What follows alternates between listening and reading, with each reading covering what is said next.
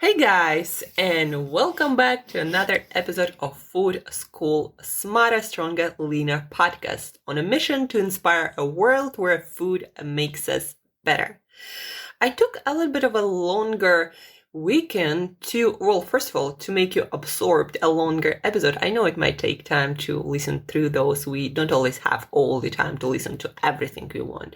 But then also, I wanted to take some time off to think about where I want to take this podcast next. And as I mentioned before, I want to tell more food stories to make you understand the food on your plate today much, much better, and how it is different from what it was before, and why certain foods are better than others, and how the food gets to our plate, how it's made, all these details to help you make better choices and to choose foods that make you better. And guys, also another news, over this weekend I flew to the south of Russia and back. Well, I was planning to stay there for a week, but I didn't like it there. The apartment sucked and the whole place really was like Soviet Union without internet connection. That means so much to me, even though they said it was good, it wasn't. And then even mobile networks, like I had to actually go out of my place to get some connection and to call someone, so that was bad. But I got to experience what it is to fly in our post-COVID-19 or COVID-19 world, and it was kind of funny. Just briefly we'll share with you a few episodes. Before you enter the plane, you are told to have distance between you, 1.5 meters or 6 feet. And then when you're on the plane, on the way there, the plane was actually packed. So we were sitting next to each other like you usually would. And so what was all that, distance about before entering the plane? Like, what difference does it make, right? And then masks, you are required to wear a mask. But once you're in the plane, and I hate those masks because you can't really breathe through your nose normally when you're in that thing. And so I would just put it on my chin, and that's what everyone was doing because it's uncomfortable. Nobody likes it. And it was kind of, really funny. Like everyone would wear a mask attached to their ears somewhere on their chin, and they would just freely talk to each other and to flight attendants. And also another one, airports kind of empty. A lot of flights are either not flying or being delayed or canceled or just not scheduled, and it's like a ghost town. Just few terminals work in international airports and nothing is open. You get your coffee to go, there is nothing to do, nowhere to sit. So if you do plan to fly, and it's a longer flight, plan to get some food with you, because the chances are your choices there are going to be even much, much less available than usual. So prepare something.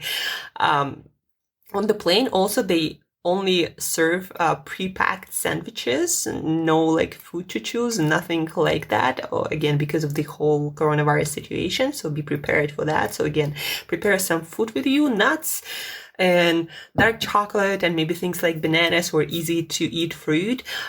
Those are probably the best options, like mess-free and filling and kind of good for you, especially dark chocolate. For my both flights, I was eating 100 grams, 3 ounces of sugar-free, all-natural dark chocolate, 100%. For the boost of antioxidants that our system needs going through this journey on a plane where we are bombarded with extra portion of oxidants and radiation. So dark chocolate is always my companion, and I was able to get a good one at Moscow airport, actually. And so that was good. Also lost a couple of kilos, eating almost entirely fruit and chocolate because the place sucked. There was nowhere to cook really, and so the takeaway, guys, is even though you might be on low carb diet, you think only keto works and carbs make you fat. It actually very not true. It all depends on your overall lifestyle, on your activity levels, on how much food you eat. It's not the carbs. I was eating a lot of carbs this weekend, but again, lost quite a bit just because I was eating not a lot overall. And the whole, stress of traveling back and forth probably didn't help. So so those just a few things I wanted to share with you. And now back to our podcast. On today's podcast, you actually gonna hear my conversation with one of my clients who we finished working just a month ago. One of my clients from Switzerland, I met her while I was staying in Switzerland, in Zurich, and then we continued working online most of the time. And so she shares her most important lessons, takeaways, the value that she got from our coaching together. And the reason why I wanted to share this with you is not to, promote my coaching, even though I am a fan of my coaching. That's why I do it, because I believe it helps people. It can help you. I'm a huge fan of coaching myself. Like whenever there is a problem, whenever I need to master something, I can't figure out something in my business, in my entrepreneurship, or in my own self-development, I get coaching in one form or the other. I always do, because first of all, it saves time and energy for Googling, for figuring things out, for trying things that might not work, and a lot of those things will not work. Instead, you just hire someone who gives you most probable successful answers, and you usually save quite a bit of, again, time, energy, and frustration that otherwise you would experience just trying things on your own, Googling things without necessarily a lot of background in the area. So it's just a huge time and energy saver. That's why I do it. And it also, as Anna, for example, shares, one of the most important things you get from coaching is that structure that somebody gives you that makes seemingly difficult things and lifestyle adjustments or changing your diet easy. Like that structure, that routine, as Anna shares in this podcast, that's what she got. She realized that what she thought was so difficult, eating the right foods, not eating other foods, making certain choices, taking care of your eating routine, taking care of your meditation and other well-being routines like meditation, foam rolling, dry brushing. She thought so many things. It's so complicated. But when we worked through that, she realized that when it's all put into a good routine that suits her lifestyle, it's actually not that complicated at all. It's actually quite easy and makes you feel amazing. So it's all worth it. A few, other important takeaways that you're going to hear from Anna about is that she finally realized, what foods work for her, what foods do not work for her. And when she makes choices now around her food, she doesn't do it because she has to be on a diet or she has to lose weight or she has to look a certain way or hit certain number on the scale. No, she does it because she loves waking up in good mood, full of energy, feeling her best, and she knows what foods do that for her, what kind of lifestyle does that for her. And she knows that even when sometimes she might have lasagna on a friend's birthday or a piece of cake or, some alcohol, she's not going to feel that great the next day, but she knows how to get back to her good place. And her good place, when she wakes up full of energy and in the best mood ever, feeling her best self, like her good place, she knows how to get there. And it's so much better than the place where we get after treating our body not that well with some junk and just neglecting some of our body's requirements for its well-being.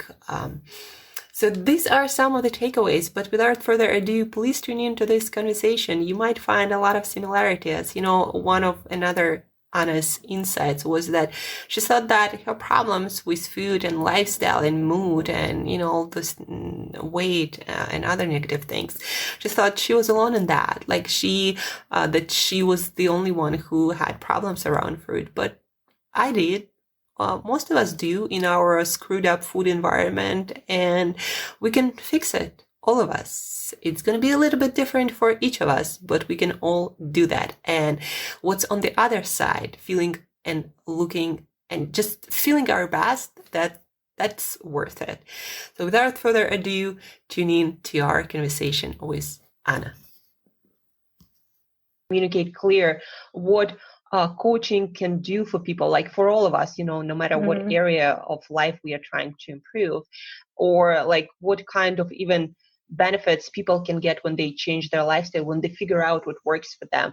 But a lot of times, it's just from my side. So I wanted to record something from the other side, from your side, what it did for you, what it does for you still, and whatever you have in your mind, just share that. And that's the only thing I'm asking for. And that's going to be also like really, really valuable for me, since I'm always also trying to, to learn how it helps people and what I can do better. So I guess I wanted to start with, like, why did you decide to get a coach and work on some of the aspects of your lifestyle, like nutrition and, other aspects? Like, why did you decide to do that? Because I'm someone who's always like looking or searching for answers. And also because I realized that there's lots of things, like depending on nutrition. If you eat well, you feel better, and I'm very interested in nutrition. And then I came across it wasn't not Facebook or something, but I found you on the internet, and the things you were talking about, keto and fitness, really appealed to me, and this is why I contacted you. And it was really fun to find out that you lived in the same city as I did, so that's why I got to you.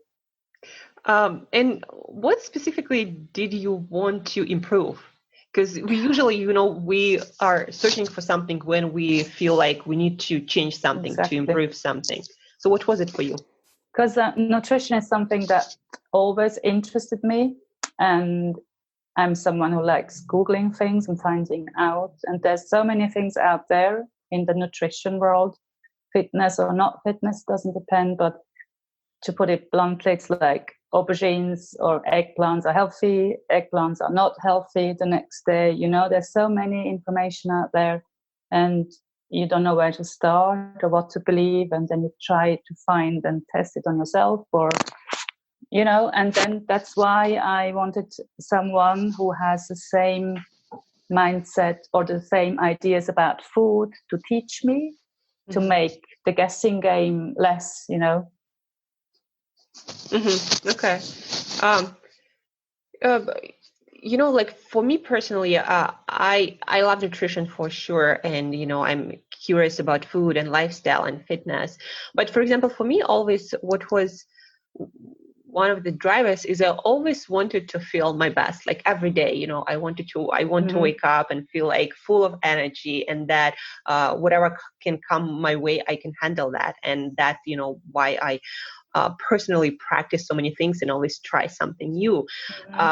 So was it for you something like that too, or it was just out of curiosity, you wanted to figure out a better way? No, actually it was a health condition with me, because I got this condition called lymphedema when my left foot is swollen. And also once I found out that it can be changed with nutrition, and it was like fasting for 7 days, like on a juice fast, which my partner did at the time. And I thought, well, I could never do something like that.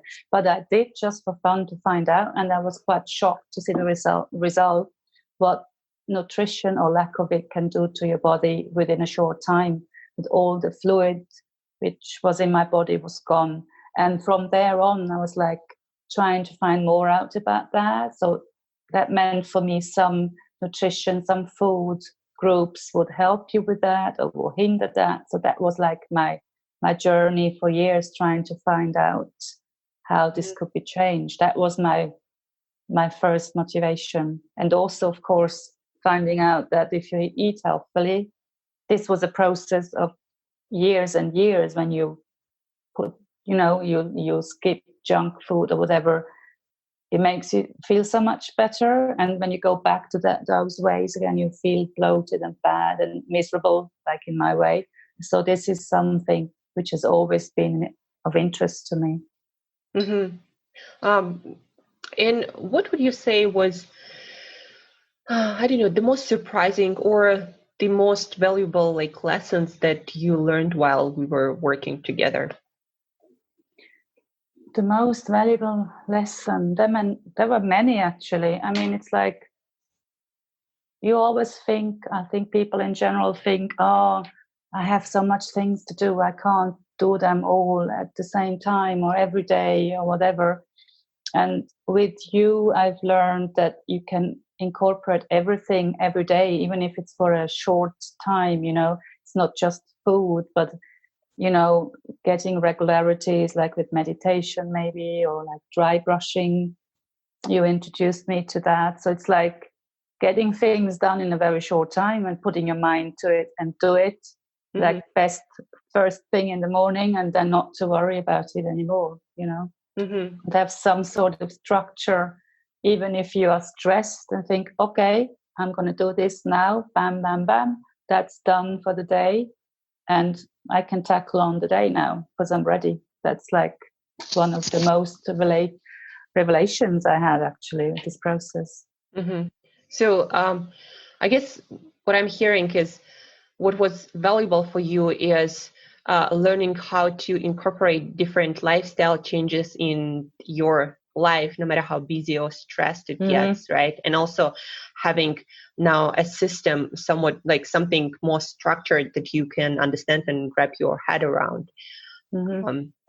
So that's, when I work with someone also, like either I'm coaching someone or I'm coached with someone, I also find that's like one of the most valuable things is that there is a structure and you can follow a process that's gonna not necessarily give you results like right away or on some schedule, but it will give you results over time when you are consistent.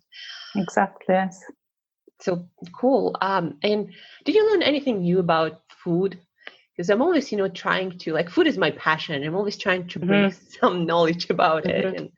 And yes, I've learned different things about these different food groups. I mean, I was also already into keto, but not like that religiously. But I found out that, the carb things, it's not carbs are bad, but when you manage these things, that how you can achieve things. And the new thing I really learned is like that I could go on for hours without food if I ate the right food, and that my body starts to cringe when I get something that it's no good for me. I mean, my body tells me, oh no, this is too sweet. Why are you eating this? Or this is going to make you hungry again in an hour, so stay off it. It's like there's so many different things I've learned. Also, food types maybe that I would never have considered. Like like fish doesn't always have to be fresh. It can also come in a can, which was really like, whoa, cans. I'm not buying cans. So many different things. I mean, how much time have you got? I mean, I could list so many things. It's like thinking outside the box and not going down the regular way of what is healthy or what is not healthy, I remember you also, well, in general, what I hear from you is you became more in tune with your body when it comes to food. You understand better how different foods affect your body and what works best for you or, not so good. I remember once you were telling me about a birthday party or something like that when you had food that, you decided not to have anymore and you just wanted out of curiosity to see what's going to happen.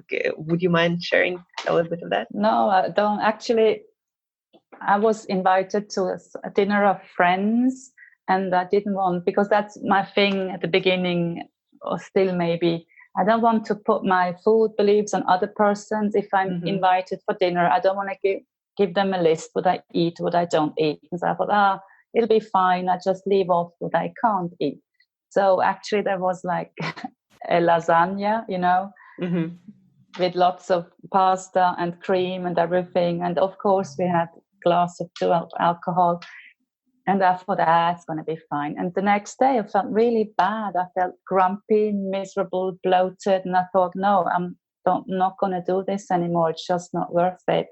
Because at the beginning, it's like you think, oh my God, you see the whole list of, I can't eat that, I can't have that, that's not good for you. And it puts you off. You think, what's the bloody point? Shall I just maybe get my grave and jump into it now? Now it's like, what for? And now it's like the other way around. It's like, now I prefer this, and I'm sure it's going to happen again, because you can't always avoid things, but then I know what I have to deal with. And it's like, I prefer to be getting up in the morning and being in a good mood. Believe it or not, I wasn't always like that. You could ask my husband, he would vouch for that. I'm not a morning person, and I'm grumpy and everything, and now I get up and I feel good and refreshed and ready to take the day on. And that's got lots to do with what I put into my body. I've always heard about it, and I thought, yeah, right. Just saying this to make it sound good, but I can actually now just search for that and say it's true. It's really true. Yeah, it's one of my, I guess, biggest personal motivations too. Like, I like to wake up in the morning and feeling like I'm ready to go. I know how it feels when I don't know, like a piece of cake or something, or I overeat some foods that I know don't work for me, like dairy products, like just don't work for me. And I woke up in the morning feeling heavy, low on energy, and kind of like grumpy on the whole world, because I feel that way. And I definitely, don't feel like doing much on that day, or like doing a lot of things with other people, or doing something creative. And that's my biggest motivation now, when at night sometimes I might feel down or something, low on energy or something, not really working out, I'm stressed, and I have this thought, or maybe I should go for ice cream or something, right? And then I remember, but I don't want to wake up in the morning, feeling worse. I want to feel better. And that's what actually stops me on most occasions. So yeah, thank you for sharing that. That's, I guess, but I think also, it comes with a little bit of time. Like, it's not overnight change. Would you say so? Of course. And also, I think my advantage, let's put it this way, was that I already have put so much work into it before, and already tried different things, because it can be really scary. If I imagine someone wants to change their lives or lifestyle with food, and they would have to start from the bottom without even having heard anything of this kind of lifestyle, it could be really daunting, because you really think, oh my God, I will have to change every single thing in my life. But it takes time. It's a process. I mean, I was on and off dairy for years, and this is not helping in combination with that. Okay, I'm not eating meat anymore, and it's like so restrictive. And now I have this like recipe, and also shopping takes so much less time, because I know I can easily go through all I call them the drug dealer, places, like all the milk and chocolates and biscuits and crisps. I don't even glance at it anymore, because it doesn't interest me, I know exactly, okay, I'm looking for protein, what kind of protein, and I'm looking for veggies and whatever. But it's like bam, bam, bam, in and out, And that's what I mean. I've spent so many years trying to find out what kind of combination is best for my body. And also, everyone is different. There's no one way. I'm sure you agree. It's not just one recipe for everybody. You need to find out what works for you best. But once you find your way of eating, you can also go out and have this piece of chocolate or cake or whatever, and you don't even enjoy it anymore, but it's like, it's this and this person's birthday, I might as well. And then it's like, I could have have gone without it, but it's not like a huge problem. And you think, oh my God, everything's going down the drain now. It's just, it doesn't matter anymore. You don't spend all these thoughts about, oh, how much calories has this? Is this a good idea if I take this now or not, or whatever? Because you find out eventually. I mean, we've met end of January and now it's end of June nearly. So, I mean, it's a process, and it's like, you know, you can go back to, you get your strategies, preparing things, food, take with you wherever you are, and you're good to go, you know. Yeah, exactly. You know, you find your way, and then you know what works for you. And if sometimes you get off this, you know, it's not a big deal. You know where to come back to feel good again. So the same, you know, for me now when I eat a cake, like maybe on my birthdays or, you know, some other celebration, not a big deal. You know, next morning I get back to my normal routine and I get right. And back. also, I also think, what's the big fuss? You know, it's like, it's something I used to really love, and my whole brain was, you know, evolved about chocolate that. If I don't have my chocolate bar, I'm not going to be able to do this. And now it's like, chocolate, okay, not interested now. Yeah, exactly. Yeah, I can totally relate. You know, I used to look forward to like my birthdays or those big celebrations with like, you know, when you are allowed to like indulge, allowed by someone, I don't know who, allowed to have cake or ice cream or whatever. And now I feel like so nourished emotionally, mentally, and physically that I just have no desire to put that into my body because I just don't need it, you know, to manage myself emotionally or physically. And that was actually also like very liberating for me because I had a huge sweet tooth, like on my I could eat like a whole cake with no tea, with nothing, no problem. Yeah, thank you for sharing. That's okay. Is there anything else you'd like to add or anything?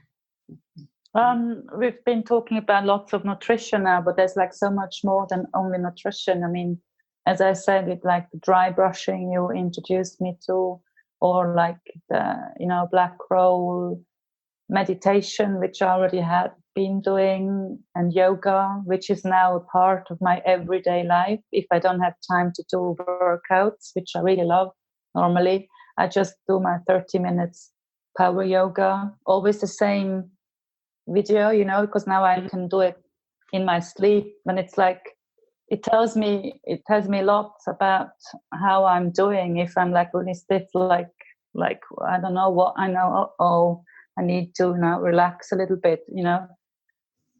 There's so many things apart from food, but it all comes together. And as I said, it's like this little safety blanket. It's like you've got your little checklist without being obsessive or everything, because it becomes a routine.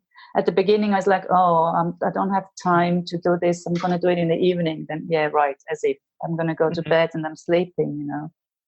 Oh, sleeping is something else we haven't talked about. That's also something that has changed, getting routines. For someone who's doing different shifts, it's, you always think, I can't get into a routine with sleeping. But even that, if you think about it, I mean, introducing earplugs, which I now really do, even if I'm at home alone and no one's snoring next to me. Still, it's like I always do it. I would have never thought of that. It's like, okay, I don't have jet lag, I'm at home or whatever. But it's like when I forget to put it in, it's like, oh, I need my earplugs. You know, it's like quality of life and how to achieve it without having to change your whole life, but aspects of it. And then when you see the benefits and then you go your old way, for whatever reasons, your body will tell you, no. Can we go back there, please? This is my comfort zone now. It's like first, it's like getting out of your comfort zones and, you know, maybe letting go of your safety blankets, whatever that is. It's alcohol, maybe it's chocolate, maybe it's whatever else. But it's like knowing what works for you makes you, I can talk about myself only, it makes me so much calmer and relaxeder, also in stress situations. it's not, I don't have to run to the cupboard and stuff my mouth full with food. I can tackle it differently, you know. It was not only just a coaching for what food shall I eat or shall I not eat, but it's just the whole change of lifestyle you helped me achieve, which I'm really grateful for, because it's really a life changer. I can really say that. Thank you. Really appreciate you saying that. True, yeah. And, I'm glad I was able to help you to cope better with life, because I think that is even more important than, food or even any kind of, lifestyle change. That how we deal with life, that's like the most valuable life skill, I think. About sleep, I remember you were telling also, you told me about caffeine, like how when you switch to decaf, the quality of sleep improved. But that's the other thing again. It's like always this, the fear of losing things or not having my coffee, because there's another thing. Coffee is good, coffee is bad, but most of the time you read it's like, coffee is no good. It's like, yeah, right, now I have to give up coffee and alcohol and everything just to be like, you get really like, but then I would have never thought of that, because I like my capsules of coffee in the morning, and I switched from coffee to decaf in the afternoon. And now actually I don't think I would be able to tell if it's decaf or not. So it's such a small change, and it makes a difference, And if I'm out somewhere and I feel like a coffee in the afternoon, I just ask for decaf, which would have never occurred to me. It's like, why would someone drink decaf? And also, it's not that I need coffee to wake up. It's just like a habit. It's like, I have this meeting, or I have to prepare. I need a coffee. It's like, preparing. I'm busy. I have to do work. And if I have my coffee, even if it's decaf, it looks the same. It tastes the same. It's fine. That's what I mean with these changes, that you don't have to give up things, but maybe just do it differently to relax your body more. Yeah, I mean, substitutions is huge. Like I like to have a lot of like different warm drinks, right? But for example, in the afternoon, I personally like to switch to like tea, and I just like to have something in my stomach, something warm. And if at night I feel like coffee, I drink decaf. And you're absolutely right. It tastes the same, but it doesn't interfere with my sleep. And I'm very sensitive to caffeine at night. If I, it interferes with my sleep if I drink coffee caffeinated. So and those small details, or for example, I love chocolate, but now instead of some sugary chocolate, I eat dark chocolate all the time. Yeah, and then I can't, I don't know about you, but now when I have regular chocolate or dessert somewhere, it's like, God, you don't realize how much sugar is in everything unless you stop eating sugar. And then you think, how disgusting, how did I eat so much sugar and then craved even more? But yeah, I'm not saying everyone should do this or do that. I'm always talking about myself when I say things now. It's like, I don't think I would ever go back to the way I was eating sweets before. And it was always some addictive things. I always thought there was only me. I remember even when I was a child, or like when we went on holidays, it's like then you eat like so much sweets. It's like, and you put on so quickly weight because you eat something and then not long after you need some more. It's like an addiction. And then later I really found out that's something that really exists. And I always thought it's just me, that I'm this sugar monster who needs sugar to live, and it's now I've said goodbye to this sugar monster because I don't really miss it anymore.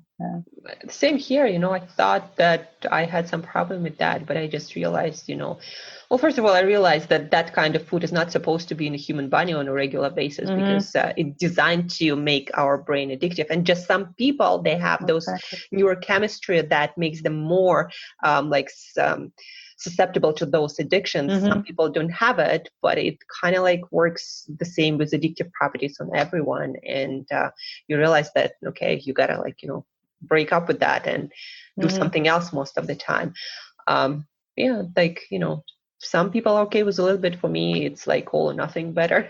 So that's why I'm go for dark. Yeah, so it's different. You're right. Different for everyone. But again, I also believe that for everyone there is a better way. And if someone doesn't feel like they are feeling their best, like there is a way to improve it for everyone. And usually, again, why I, for example, go to someone when I have a problem that I don't feel like I understand, a lot about. It's always, for me, it's great to go to someone who already done it, who've been there, who knows much more. So now they save me so much energy and so much time. So I don't have to like get through, the same mistakes that I could easily avoid with somebody else's advice. That's, why I usually seek advice when I need to solve something in my life.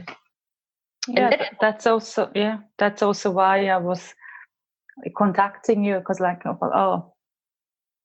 because most, like, you do lots of fitness. You could tell that by the page I was when I came across keto food and fitness, because I do lots of sports. I wanted to find out what nutrition helped me best and everything.